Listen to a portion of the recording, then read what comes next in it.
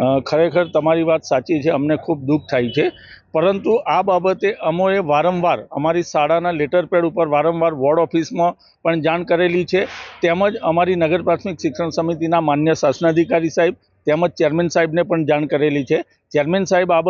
બાબતે 2 વાર રૂબરૂ મુલાકાત લીધેલી છે અને શાસનાધિકારી સાહેબે પણ મુલાકાત લીધેલી છે અને તેઓ પણ આ ગંદકીથી ખૂબ ચિંતિત છે. પરંતુ જ્યારે અમે અહીં આગળ રજૂઆત કરી છે ત્યારે અમને એવું કહેવામાં આવે છે કે આ ટીપી-13નો રસ્તો છે અને ભવિષ્યની અંદર રોડ બનશે, પરંતુ ક્યારેય આ રોડનું નિરાકરણ આવ્યું નથી. તેમજ આગળ તમે જુઓ કે અત્યારે શાકભાજીની લારીઓ છે, એ શાકભાજીની લારીઓ રાત્રે અહીં આગળ કચરો ફેંકતા હોય છે, તેમજ આજુબાજુના વિસ્તારના જે લોકો છે એ નગરોના હોય કે સોસાયટીઓના હોય, એ પણ સવારે 5 કલાકે વહેલા ઉઠી અને